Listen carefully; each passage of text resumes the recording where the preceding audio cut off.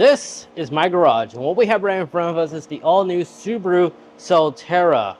Now, there is a Toyota version, but the benefits of going with the Subaru is all-wheel drive is standard, as every vehicle that Subaru sells in the market is all-wheel drive by default, except for the BRZ. Now, this does have an MSRP price of $44,000, but as time making the video, I was looking at CarMax. They're floating around $30,000 with very low mileage. And if you go to a dealership, you might be able to negotiate to bring it even down further. So, since we have this car, let's take this opportunity and look at some of its cool secret features that it has to offer. So the Subaru that Subaru gave me is the Touring. So from my understanding, this one's the highest trim model, and this one has an ending MSRP price around $51,000, basically $53,000 was grand total, was destination and delivery costs. But again, it's the used side market where you'll see a big bang for your buck, because like every tour we do here, let's look at what's under the hood and what's powering it. But going with this instead of the Toyota version, to a little bit more horsepower because it has a dual motor setup. Unlike the BZ4X, only has front wheel drive standard, but this electric motor is able to put out 215 horsepower and 249 pound-feet of torque, which gets this vehicle to 0-60 in about 6 seconds. 6.1 to mid-6 is what I've been seeing people been averaging. But there's nothing here you need to ever touch aside from this 12-volt battery, which you may need to replace every once a decade, I guess.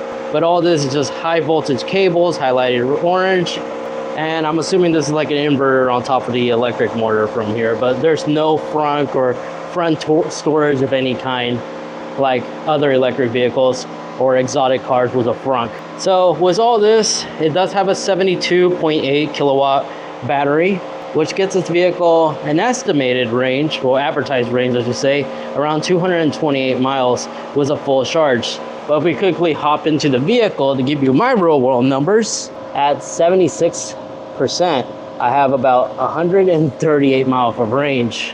But that same morning, I charged the vehicle at 100%, and we barely have just under 180 miles of range. So these are the numbers I was experiencing in the real world. So just keep that in mind. And after all the other EVs that I've owned in the past, my Tesla Model Y, my Model S, the EV6, the EV9, this doesn't really get the best range. But when it comes to off-road clearance, since this is the Solterra version, not the Toyota, we do have a little bit more ground clearance, as this has about 8.3 inches of ground clearance. Meanwhile, the Toyota version has 8.1 from my understanding. And you get some more aggressive outlines in the front, as the grille, in my opinion, the front end looks much better for this body style of vehicle. The fenders are plastic, which is great when you're going off-roading, and the vents are actually functional. Auto high beams / adaptable swivel headlights as well, so there's really no need to have a fog lamp, but it does have a fog lamp, but these are indeed adaptable. And the headlights are pretty good too. Now this car does feature full 360 cameras, as you have cameras all the way around this car, but it has some interesting technology I'll go over in a little bit. Now since we are in a Touring, we do have the more premium wheels, as these are 18s and they're Bridgestone tires. The cool thing about these rims is that if you don't like this design, you can always pop out these plastic covers. That's a thing I noticed some Subaru owners were doing, was theirs to like change up the look even more, so you have that freedom. Standard caliper brakes in the front as well as the rear. All 4 door handles are smart door handles, which means I could lock them or unlock them regardless on what side of the door I'm using. Turn signals are located also on your mirrors. A bunch of EV emblems, I would personally remove these. They're weird. I don't like advertising that I'm driving an EV, to be honest. I feel like it's trying to tell somebody that I'm better than you in a way. I would personally remove those. But I do like this hood. So since this is a Subaru, you do have eyesight as a standard feature. And another standard feature is these roof rails that are rated to be able to support 700 pounds. Perfect for those pop-up tents if you're overlanding. But in the rear, this does have a unique spoiler. I believe they're calling it like their duck fin spoiler. And these taillights are pretty awesome. Feels very Lexus Toyota-y. As this gives me a lot of vibes to like the LFA as an example, but it's not an LFA. But let's go ahead and open up the rear and see how much cargo space we have back here. So you do have the ability to lock your rear hatch from back here, or also adjust the height by moving it up to your personal preference and just long hold, and it'll save that height for the next time. But the cool thing is, it really does extend, but you can also just do this to close it without having to actually press on the button. Not a lot of SUVs really have that ability. Normally they always restrict you from using the button only. But back here we do have a cargo cover, which does come in handy. Of course you can remove it if you feel like it. There is a subwoofer right here because you do have the Harman Kardon speaker setup for these. Toyota uses JBLs from my understanding. And then a little bit of a hidden compartment down here, but not that deep, but the charger does come standard. But no spare tire, of course. And if you can pop these open too over here on the side, which will give you access to your inflation kit and more additional space right there. And if you have dogs back here, they're not gonna fall in this little hidden compartment section like a trap. And I also enjoy the fact they feature little hooks right here for your grocery bags, so they don't like swing around. You can just hook them up to here. With the seats up, you have about 23.8 cubic feet of rear cargo space. But if you like to, if we do fold these seats down, this is how the additional space looks like. Good amount of space to fit like a 55-inch television or something like that. And it does somewhat fold flat, but not crazy flat. It's kind of at a right angle as you see there, but not too bad. And of course you do have your anchor points for your child seat. So closing this, it does have a low raise down here. I'm assuming that Subaru did this just to make the vehicle more aero efficient by doing that. So just something to highlight, that you don't have a lot of cargo space like a traditional SUV. But what this key fob does have is not an auto start ability, but the ability to automatically remotely start your AC while the vehicle is locked. Basically like remote start, but it will just start the SUV. I think it's kind of cool. But this is how the key fob looks like. You do have your valet key right here, as it does pop out like this. And of course you have access to your keyhole right there in case a battery dies. So you can still override it, quickly get in your car. But this car does have Subaru Connect, this smart app that allows you to remotely control the car in multiple functions, such as preconditioning the interior for heating or cooling, lock or unlock, or locate the vehicle, as well as support navigation intelligence as well. And it does also support a digital key, as Subaru has a digital key setup tutorial on their YouTube channel. So it's good to know that this car does have smartphone abilities. Now in the back, I gotta admit, it's actually pretty roomy back here. My windows are also automatic. All four of these windows are automatic, regardless if you're using the driver's side door or not, as I can simply just press one time to quickly roll down the window. And if you look at it, it rolls pretty quick. But other than that, it's pretty standard back here. There is this cool cubby compartment that is designed to hold a large size water bottle if you need to. This is pretty deep if you like to, I don't know, put french fries right there. The material's pretty soft, no complaints here. Again, feels very Toyota, which I like. You do have vents back here for your rear passengers, functional vents, not the weird ones that are underneath your seat. Only heated seats, which is a nice feature, I'm not gonna lie. Ventilation would have been cool, but that's only for the passenger side. USB-Cs for both two occupants back here, and this third seating does fold down for cup holders, as well as a little placement right here for like your smartphone or tablet. And a headroom space, I am 5'8", and I have my sitting position like I had when I was driving, and I still have plenty of leg space. Headspace, I have a lot of headspace, but if I was like 6 foot or taller, I may be concerned because it's not crazy high up here. Yeah, see, that was literally about, I think that's about 4 inches of headspace, so taller folks may struggle, but I have a lot of space. I really do like it. Feels very RAV4-y back here. Now let's go ahead and move into the driver's side. Oh, but before I do that, the charge port's located on the driver's side, and you do have DC fast charging, which this vehicle can actually take a charge rate of 147 kilowatts, but on average, I've been able to see 100 kilowatts. And Subaru is saying this car can charge from 10% to 80% in just 35 minutes, which is okay. And Subaru also says it can charge in cold climate situations efficiently. But right now I'm in the middle of summer, I really can't test that out. So in the driver's seat, we are greeted with this square circular steering wheel that Subaru is naming Squirtle, not to be confused with the Pokemon, it's spelled differently. And you do have paddles for plus and minus, which controls your regen braking. If you want a more aggressive regen, for one pedal driving, you just simply tap on the paddles to increase and decrease. And as you see, it's raising right there. Show us the paddle regen settings by hitting that. So unfortunately, there's no glove box in this car, but Subaru does make up for it somewhat by giving us this hidden compartment in the glove box. If I go figure out how to open it, there you go. Because it may look like it's just this, but this is actually a cover you can just lift up and will give you more storage, and I can put my entire fist in here just to give you a depth comparison how deep that thing goes. So it's all right, they did this, but I personally will still prefer a glove box. And you do have additional storage back here. If you want to, you can also raise this up even more for more comfort for your armrest. I thought it was kind of interesting. And if you have a bag or a purse on your person, you can always just store it down here because there's additional storage down here with a 12-volt outlet and another USB-C port. In here is a transparent wireless charger, which I really like, as your wireless charger is located here. And you do have another USB-A port right here to charge another device. Unfortunately, there's no pass-through. And what I like about this thing is if I put my phone in here and I close this, it does like a glow effect, which I think is kind of cool. This is pretty awesome, and it also gives you feedback that it is indeed charging on the screen here. But it's not the best wireless charger because there's been a couple of times it's overheated my phone and takes away my charge, if I'll be perfectly honest with you. Now the glass roof, it is a panoramic glass roof, not sunroof, which means it doesn't open, it just opens up, and there's this bar in the middle, and it's all controlled from here. As you can see, I can just simply close it all automatically by one press. But again, it's not a sunroof, it doesn't open up, unfortunately, but it definitely does add a nice light effect. Sun visors, very standard. They do feature this that I really do like, and your mirror is digital, which is an option you could get with this car.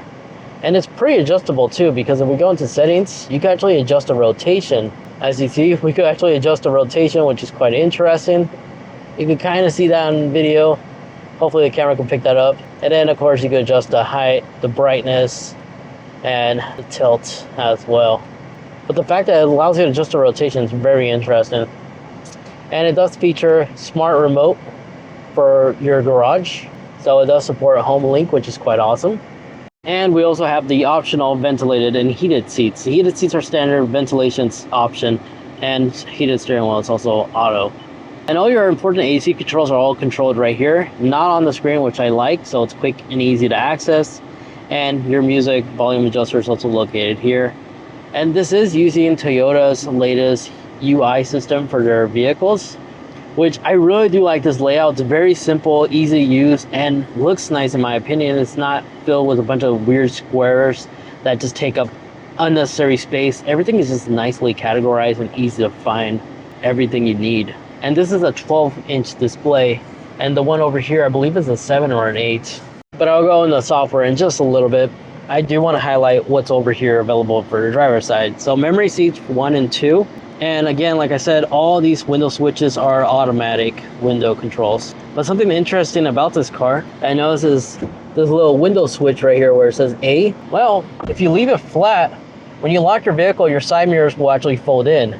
You have a physical button for that if you want it to automatically fold in whenever your car is locked, instead of having to go into the software. I thought that was kind of cool. And in here with the steering wheel, above here, there's a little IR sensor that monitors your eyes, because this does feature Subaru's very advanced eyesight control, which does have the ability to be used for like autopilot for stop and go traffic and such, and it does an excellent job in doing so. I'll talk more about that in the driving aspect of things. And then of course all your controllers are located here. There's 2 mode buttons here, which is kind of confusing.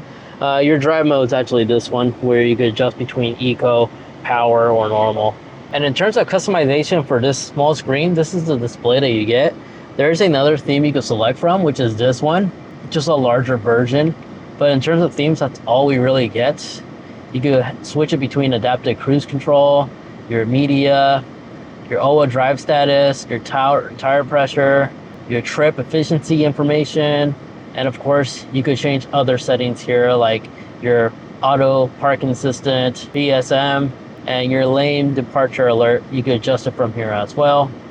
And you can enable, if you want, your lane departure assist to shake the steering wheel and just alert you with a sound. And then down here, if you have any check engine lights, you'll find it there. Then for trunk control, you'll find it over here. And your auto high beams can be located here to enable or disable it. The seats are two-way adjustable, so I could adjust the back as well as the bottom, raise it up and down. There is lumbar in here as well. I could adjust the lumbar pretty good, but it doesn't allow me to adjust the upper or lower part of the lumbar. It's just fixed to the bottom basically. Now more about this 12.3-inch display. Your backup camera looks like this, which is quite awesome. It's a full 360 camera, and if I start driving forward as an example, it will save the video that it captured previously in a cache file, and then we could then start seeing underneath the vehicle. So this is perfect if you're trying to park like in a line and it's really tight. You can at least see underneath the car and making sure you actually are fitted perfectly between the lines you see there. And of course you have different viewing angles you could change from here. You could swap between these two over here. But if we put our car in park and get out of the backup camera, you do have an on-demand button for your backup camera right here, which just does funky rotation. So you can see your surroundings, and you just have to pause it, right? If you want to actually see what's going on there. It doesn't allow you to manually adjust it, which is quite interesting, but just something odd I wanted to highlight. And of course, right underneath your drive mode, you do have Subaru's Advanced Off-Road X mode, which allows you to use this for like sticky situations. You're in snow, sand, or mud, or loose debris. It does have the Subaru X mode, which I found out will not activate if you have regen braking enabled for some reason. Okay, right now it's working, but if you put it in the highest setting and you activate X mode, it says X mode unavailable because of S pedal activation. So you need to turn off all your regen and then activate S mode to have access to the snow, deep snow, mud that I was telling you about earlier. And the vehicle basically handles all the off-road situation by just pressing this automatically for you. And then next to that is your auto parking assist, your quick to enable regen braking right here if you don't want to use the pedals, and your auto hold you can select right here. So this does feature wireless CarPlay as well as Android Auto, and if this system ever acts funny, just long hold the power button, it will actually reboot in like a couple of seconds, and you'll see the Subaru Splash logo go up, just like that. And then the CarPlay system does utilize the entire space, which I do enjoy. And then to get back, just tap the Subaru right here, and it'll take you back to your normal UI. Now this does have satellite GPS in case you don't have reception, and it also features hotspot as well as over-the-air updates. But in terms of features I recommend enabling, if you go into your vehicle settings over here, you can actually create schedules to charge. So if you like to add off-peak hours, you can program it here so the vehicle automatically knows when to charge. But here you can find trip information on your efficiency and your vehicle alerts in case someone triggered your car alarm. And then in settings, the settings I found out that were useful for me, that I recommend others to at least be aware of, can be located in vehicle customization and go into boarding and exit. And where it says slide door, I like leaving this in full because whenever I turn off the car, everything just moves back, makes getting out and into the vehicle really convenient. It's a nice luxury feature that's found here. But something interesting I found is the font for charging.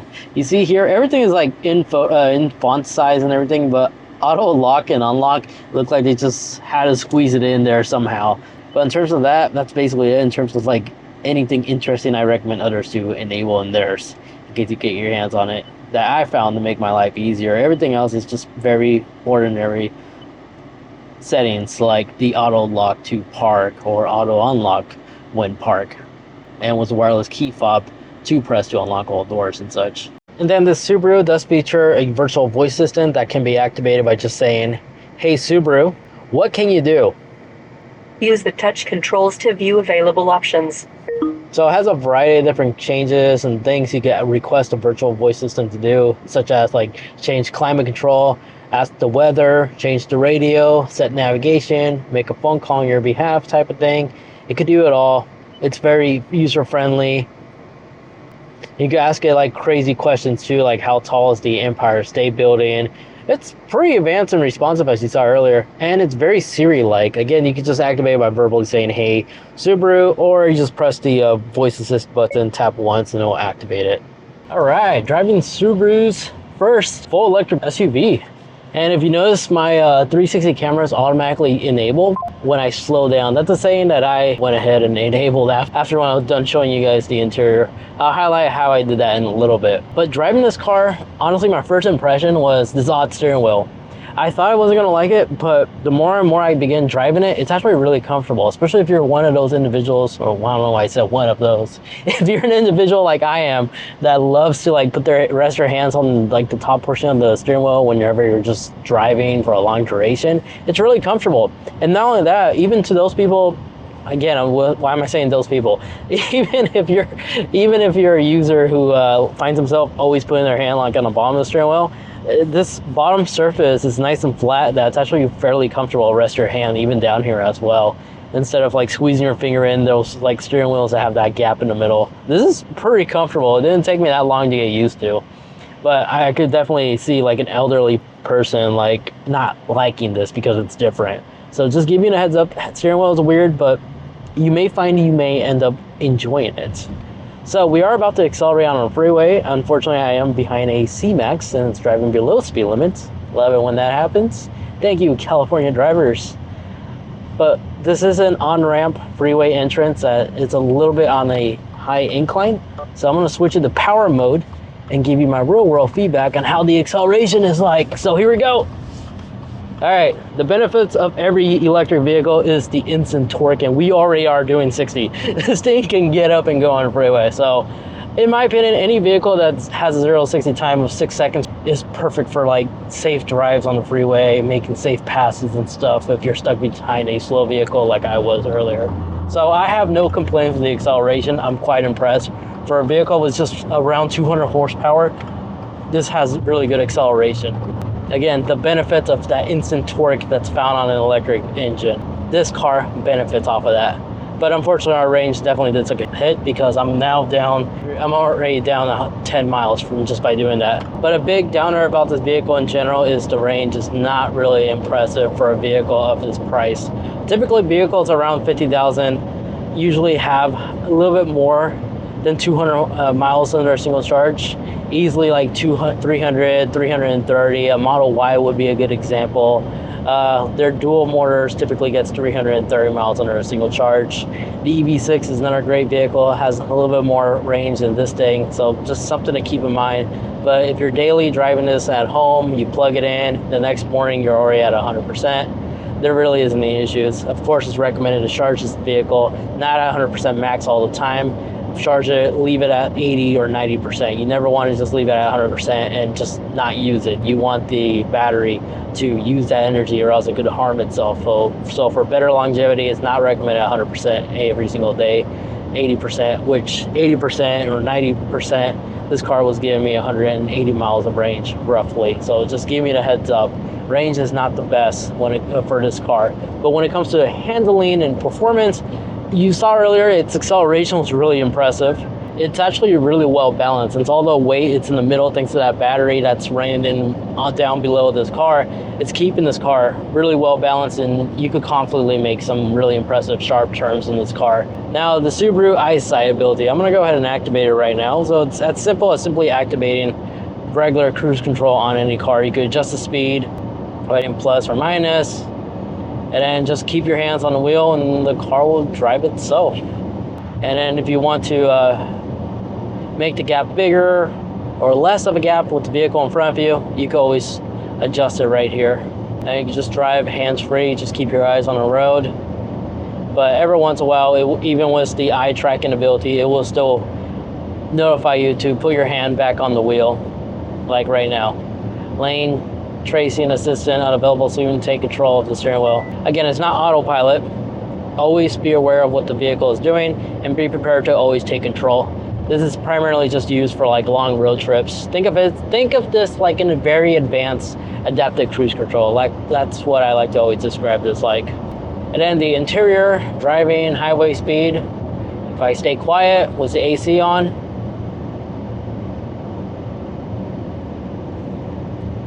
it's fairly quiet in here. I have no complaints. Not a lot of wind noise or anything like that. And there you guys have it. That is the overview tour of all the ins and outs, software goodies, as well as the exterior goodies that this vehicle has to offer. It's not a bad looking car. I really do like the look of this thing. It definitely does look like a modern day, a more sportier version of like the RAV4 as an example. Since this is a partnership with Toyota and Subaru, it's a nice hybrid mixed combination as you have the external panels that's durable, able to handle abuse while benefiting from the reliability of the internal components from Toyota. It's just a darn shame that mileage isn't the greatest, but for daily use, if you're only commuting less than 100 miles a day, charging this at home, not having to worry about oil changes or other maintenance you gotta do with a traditional gasoline vehicle. You just have to be worried about tire tread and some lubrication here and there, very minor stuff. Owning this vehicle, if you work to drive daily, it's actually a good deal, especially if you look at it from the used side market, as these actually do well, from the time making this video, they were definitely taking a massive depreciation hit. I wouldn't mind owning one of these personally if I was always commuting like 80 miles a day. Even a bonus if I could actually charge this vehicle at my work site for free. That'll be it. This is definitely the ideal car for those circumstances. Another great example of another car that I was quite surprised was the Lincoln Nautilus. You can check out that video over there. It's a hybrid car, but that thing, $10 will always get me about 200 miles of range without even trying. Definitely an efficient car. So I highly recommend watching this video over here if you're looking for a large size, very futuristic SUV. Thank you so much for watching.